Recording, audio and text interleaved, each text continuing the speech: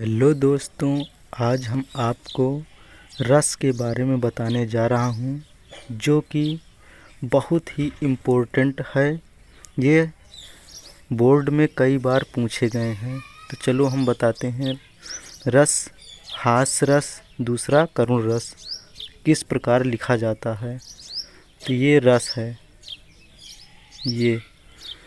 तो इसी के आधार पर दो रस हम बताने जा रहा हूँ। पहला है हास्य रस।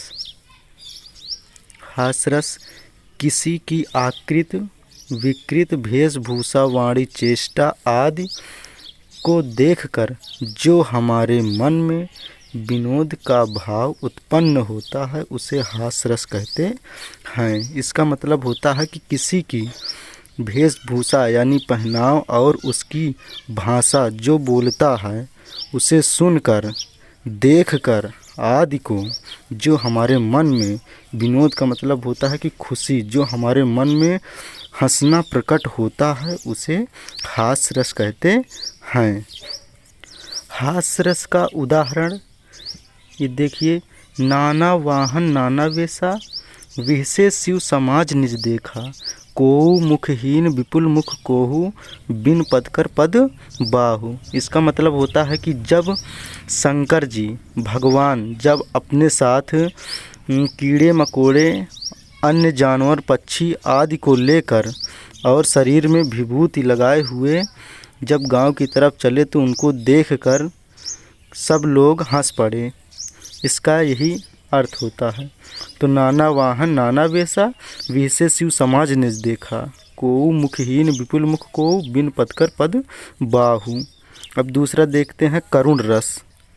करुण रस का परिभाषा होता है किसी की कीमती वस्तु या प्रिय व्यक्ति खो जाने पर जो हमारे मन में विनोद, यहाँ पर विनोद नहीं रहेगा क्योंकि ये हास्य हो जा रहा है, यहाँ पर होगा दुख प्रकट होता है, उसे करुण रस कहते हैं।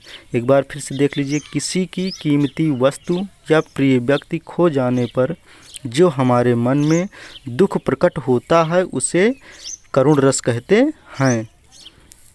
इसका मतलब होता है कि जब कोई भी कीमती वस्तु खो जाता है तो हमारे मन में दुख उत्पन्न हो जाता है, या कोई प्रिय व्यक्ति का मृत्यु या कुछ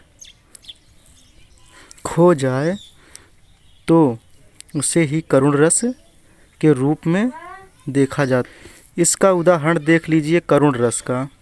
हे खग मृग के मधुकर श्रेणी, तुम देखी सीता मृग नैनी। इसका मतलब होता है कि जब सीता माता को रावण ने हरण ले गया, तब श्री राम अपनी कुटी पर आए और वहाँ पर देखा कि सीता नहीं थी, तो श्री राम ने ज़ोर ज़ोर से चिल्लाने लगे। पशु पक्षी से पूछ रहे हैं कि हमारी सीता को तूने कहीं देखा, जिनकी आंखें हिरण की जैसी थी। तो दोस्तों, अगर समझ में ना आए तो कमेंट बॉक्स में ज़रूर दें। अगर आप इस तरह लिखेंगे तो आपको पूरी के पूरे अंक मिल जाएंगे। धन्यवाद।